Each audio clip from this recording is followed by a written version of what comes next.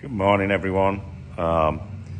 So I've been asked by a few people to give a detailed, nerdy walk around of Judas, my 2003 RS6 with a twin-turbo LS all-wheel drive. So here it is, 2003 Audi RS6. Body's pretty much stock, but I think what you want to know is mostly about the motor. So here's my homage to the fact that it's got a Chevy in it, and there's another one down here on the door, nice and subtle. So let's look under the hood. So I have the rain tray out right now, so I can actually run some stuff into the cabin, but it gives you a good look of what's going on. So I'll try and get into some detail here. So the basics are, here's the LS. This is a Dart LS Next steel block with improved priority oiling. Mongoose AFR 230 LS1 heads, even though it's an LS3 style of block. I kept the old cathedral pot heads from the first build. Lots of reasons why, but at some point I may upgrade to LS3 heads, but I kept the LS1 heads mostly just so I could keep everything that I'd custom fabricated the same to get the thing back on the road and test it. So yeah, Dart LS Next block, AFR Mongoose 230 cathedral pot heads. This is a fast 102 intake that's mounted backwards, so the throttle body is here. It's a 102 millimeter electric throttle body. And then you can see in here, I've cut out the firewall. This is a carbon fiber Cobra head, so that's air coming back in from the turbos. Fuel rails, big injectors. The motor has a Molnar crank and rods, diamond pistons, 9.5 to 1 compression. It's a 364 cubic inch. Very high-end valve train. I'll talk about that in another video. But this thing is built to be crazy stout. The short block without the heads was about $16,000. It's built to take a lot of boost, and it's built to rev out to 8 once it's all dialed in. Other things in here, this is a MAN Pro Vent, which is a pretty cool piece of kit. It's tied in to both the valve covers. There's a 12 AN here and here that's teed, goes into this MAN Pro Vent. And the MAN Pro Vent is a cyclonic oil water air separator. You can actually take the filter out. Oh, yeah. So here's the filter, and you can see it's doing a good job of collecting it. And then there's drain in the bottom that is closed, so I monitor that. And it has a valve here, so that when you're under boost, this valve is open. When you're under vacuum, this valve is closed. And then, this is the part of the lid system. But it's a pretty neat piece of kit. Works well. Stock ABS, which does function.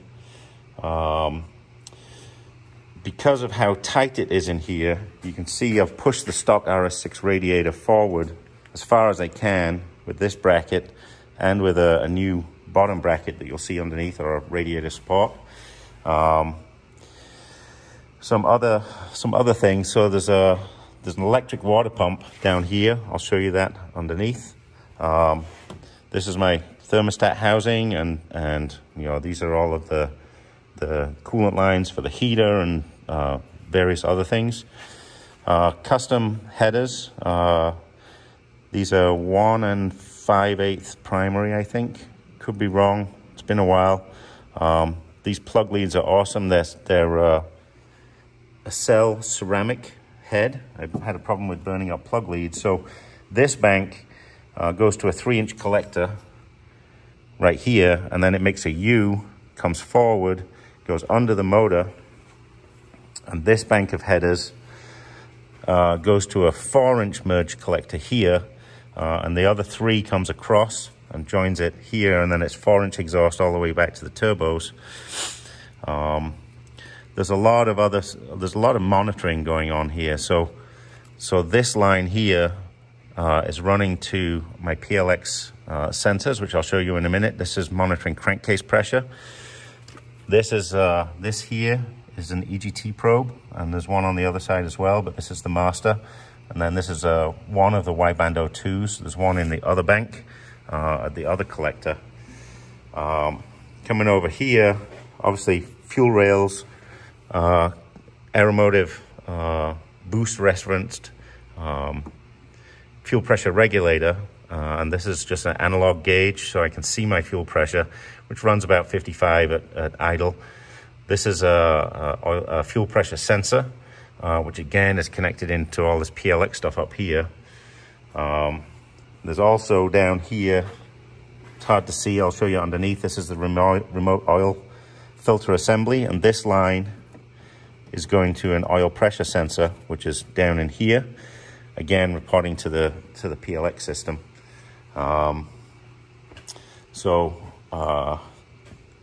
This is a catch can for the coolant system, and then up here under the rain tray, these are all the PLX data capture modules, and there's a lot of other stuff going on here as well, but so what are these? This is AFR, air fuel ratio. This is vacuum and boost. This is fluid pressure, which is for the oil pressure. This is fluid pressure, which I'm trying to remember what that is measuring. Might be coolant pressure. Fluid temp. This is oil temperature. Another vacuum and boost module, but this one's being used for the crankcase pressure. And I also have, this is my EGT, which is the master EGT on the 4-inch merge collector. These relays are for the electric water pump, and this is a LED indicator that the electric water pump is on, because when the engine's running, you can't hear it. It's pretty quiet. And then all of these sensor modules are connected to 2 master modules in the glove box, which I can show you later. And they feed my gauges, which will come around and show you. So these 2 gauges here can display anything that's on those PLX sensor modules. It's a CAN bus system. This one is plugged into a master control module, which is connected to the GM ECU via OBD, which is down there. I've got some wiring cleanup to do. So this gauge can display anything that's on the OBD port. It can also display anything that's on those PLX modules. So this is really my data readout. A couple of other things that are in here. There's 2 little LEDs right here, one of which is for my electric water pump, and one of which is for my electric fans. And then there are 2 switches down in here, which I'll show you later, which allow me to manually override the ECU control of those, of the water pump and the fan. So when I stop, if the engine's hot, I can turn those on and let the water pump and the electric fans keep going. So probably time to put it up in the air. If you have any questions, let me know. I'm going to stop this, put it up in the air, and we'll do the second part. Actually, I won't. I will mention that I've got the original RS6 engine covers, and they're all modified so that I can attach those onto, this mounting bracket and to these custom coil mounting brackets. So when I'm confident that it's all dialed in, I don't have to get to anything anymore. I can put the RS6 engine covers on, and when you open the hood, to the untrained eye, it looks like a stock RS6. One other thing I should mention here, this line right here goes down to my clutch. This is remote bleed, because bleeding the clutch on this thing, the pain in the ass. It's a fully built 01E. and with a big exhaust in the way, it's really hard. So that's a remote clutch bleed, so I can do it a little more easily. All right, let's put it up in the air. It's up in the air. I'll take you through the underside. Some other things to note: the front bumper is carbon fiber. I pulled the mold off a real RS6 bumper and made the carbon fiber bumper. There's no internal crash support because I needed more room for the radiator and the other coolers. So let's get into the underside. I've got some light in here so you can hopefully see. Oil pan. This is a Drift. I think it's a Moroso Drift oil pan for a Nissan 240 LS swap that I've modified quite a bit. You know, so you can see here, this is the dipstick going in. This is the oil return from the rear mount turbos. This is an auxiliary part that I added should I need it. And then on this side, obviously drain plug, and then the pan I modified to take the Audi factory oil temperature and level sensor. A thing to note on this car, it runs 2 ECUs. So I have the Audi ECU with a full set of sensors so that the Audi ECU thinks it's running the engine, but it's coded that it is not running the engine. And then I have the GM ECU, which is up inside the glove box, which is doing all of the heavy lifting. So a lot of sensors on this engine, basically double what it would normally have, so that everything works. You can see I still have the AC pump on here. The intent is to put the AC in at some point, or the intention was. I don't know if I will. I'll probably end up deleting this. The car's just a toy, so it's you know, it's really not needed. Some other things to note on initial first glance here. This is a 1990 Audi V8 Quattro oil cooler, and this is coming from the remote oil filter right here. So this line is coming from the motor to the oil pressure filter housing, oil filter housing up here. And then this line is coming off the oil filter housing into the cooler. And then this is running back into the motor. And this line right here is the feed for the rear mount turbo. So this line goes all the way to the back of the car. Obviously, here's the alternator. This is my adjuster for the serpentine belt tension. You can see things are really tight, you know, up inside of here. It's hard to show, but very little room for anything. Coming out a little bit, this is the Messier electric water pump. You know, main feed, bottom of the radiator line, and then these two are the feeds for the motor, and they go up with AN12 lines to the front of the motor. Works really well. I've had 0 problems with it. And obviously, here's the custom engine mounts. These are 1/4-inch plate, powder coated with Mustang transmission mounts. And we can come over this side.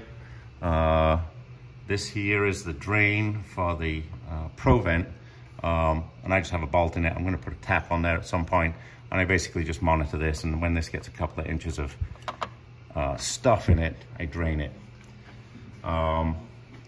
So we can talk about hot side of turbo now. So hard to see. Exhaust headers here, they go backwards, and let me see if I can show you. And up in here, this is where it makes the U, and you can see the wideband O2 sensor. It makes the bend and it moves back forward, and that's a 3-inch stainless. It comes through here and then runs across in the back of the oil pan, and this is a flex coupling, and this whole thing is V-banded, and it snakes its way up through the subframe here and comes to a merge collector on this side. So this is 3-inch merging into the 4-inch exhaust system.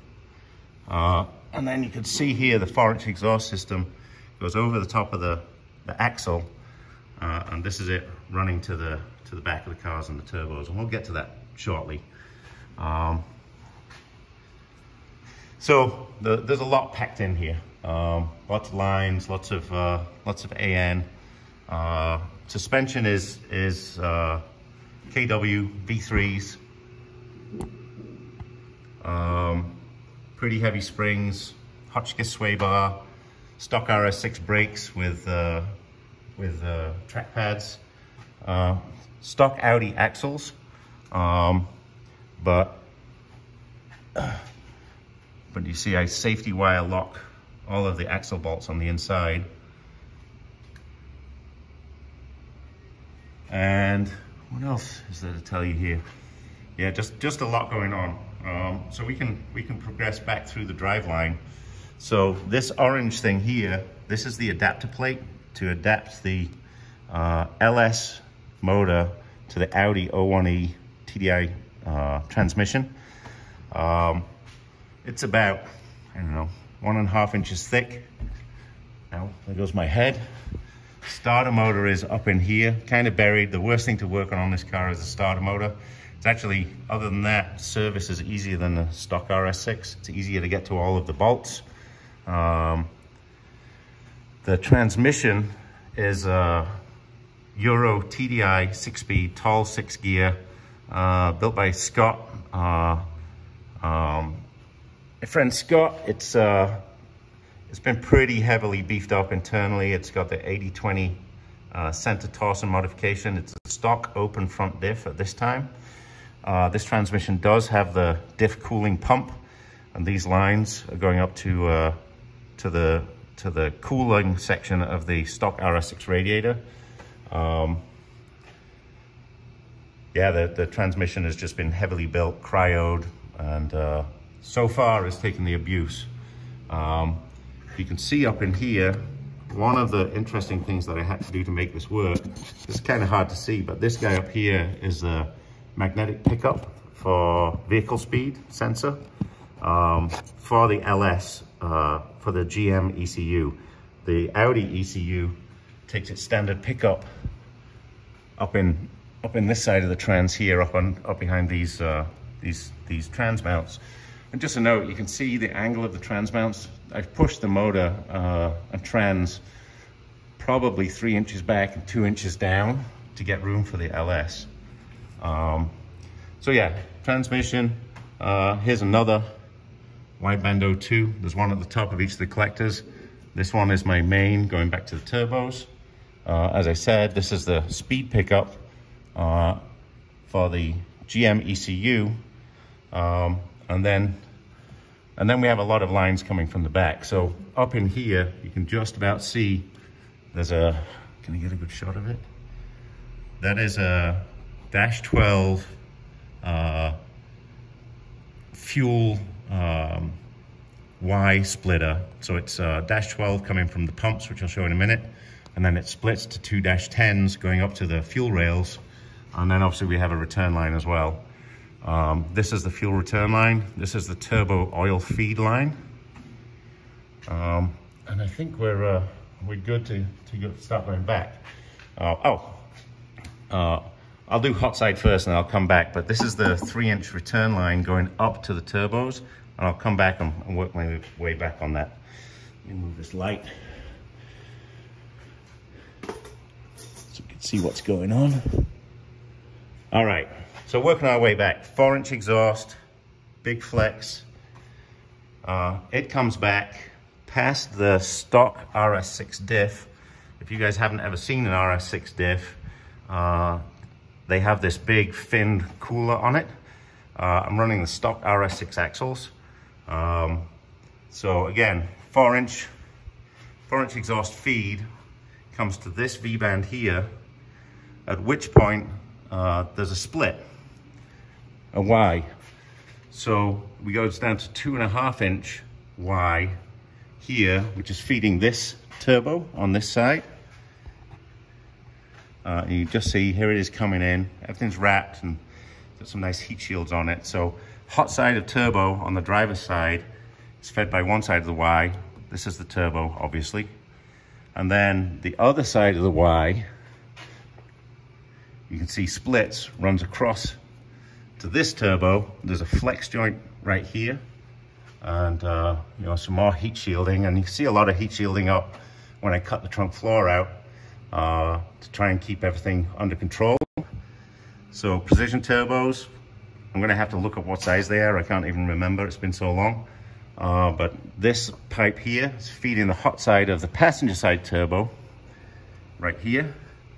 Hot side spins the turbine.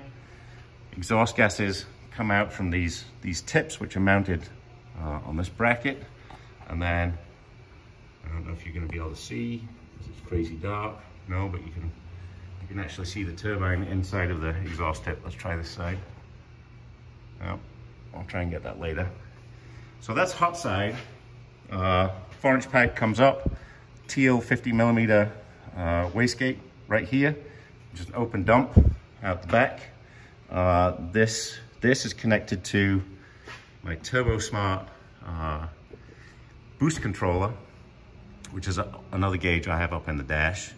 So that's kind of all of the hot side. I can talk about cold side next, and I can talk about oil lines and sensors. So cold side, obviously out of the turbo, through this finned coupler, trying to keep temperatures down. And then here is my rear mount air-to-air intercooler. And you see these studs, these are holding fans on the top side of the intercooler, which pull air through the intercooler. And these fans are controlled by a temperature sensor and a relay setup, so that when I hit a certain IAT, these fans turn on. So again, driver side feeds into this half of the core, passenger side feeds into this half of the core, and then out of the core, here's my 3-inch out. Goes through a couple of bends, another finned cooler, and then this 3-inch pipe runs all the way back to the front. But you can see I flattened it here, so it's like now 2 by 3.5.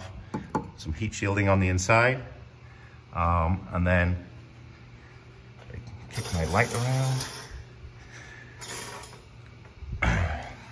3-inch feed line. This is capped. This used to be where I had my blow-off valve, but now I have the blow-off valve up at the top. It's really hard to see, but that charge pipe goes up, wiggles through, has the blow-off valve up at the top where I can get to it, and then goes into the Cobra head and into the motor. So that's cold side. We can now talk about fuel and oil lines. I'll talk about oil lines first. So, kind of hard to show you, but up here above the subframe, this Y fitting, this is the dash 6 oil feed line from the engine, which turns into 2 dash 4s. This one on this side comes around, and let's see if I can get the camera up there. Oh. Yeah, so here's the dash 4. And you can see it has an oil pressure switch in it. The oil pressure switch is basically telling the ECU to turn on the oil return pump. So if when the engine's running, if that oil pressure switch going into the turbo sees pressure, it turns on the oil return pump, and I'll show you that in a moment. The other side is the same. The oil feed line into the top of the turbo. And then on the drains for the turbo, I had to make these blocks to stop the ground clearance being so low. But I added in these little hydraulic viewing windows, so you can see there's some oil sat in there. So when the engine's running, I can look at this and make sure that the oil is being scavenged from the turbo. So when it's running, you only see oil down, frothy oil in the bottom of here. And it's the same on the other side as the other one. And these two lines, these return lines, these are dash 10. They run up to this TurboWorks Exapump. So this is the return line, this is the pump suction line, and the two lines from the turbo's T up here feed into the Exapump, which, controlled by the oil pressure switch, this turns this pump on and it pumps the oil through this dash 12 all the way back up to the oil pan that I showed you earlier. So that's the turbo oil system. You know, the intakes for the turbo, the air filters are right there. My intent is to build an aluminum and carbon under tray to A, streamline the aerodynamics, and B, protect all of this stuff. So I think that only leaves the fuel system.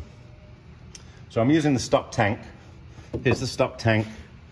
And what I've done is I have a pair of 044 Motorsports fuel pumps. This is the feed into the pumps, and I made a manifold. And then I can control both of these pumps independently, so I can run on one pump or I can run on two pumps. And that's boost controlled. Normally it's running on a single pump. When I start getting into boost, it kicks in the second pump. This is the dash 12 outlet.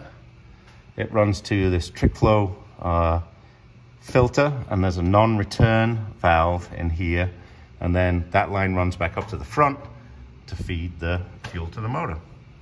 And you know, that's pretty much the system end to end. Lots of custom fabrication, you know, mounts for the exit pump, mounts and intercooler. My intention was to get the car running with this air-to-air setup. I am seeing pretty high IATs, even in, you know, it's hot weather and 90 degrees. I'm seeing 180 IATs. So I'm going to swap this out for a water-to-air system that'll go, you know, the water-to-air will go flat up against the floor, and then back in here I've got a lot of space to put a heat exchanger for the water system, and I'll put the water tank in the driver's rear quarter panel. I've got a big area for that, so I can use ice when I'm racing, if I'm racing.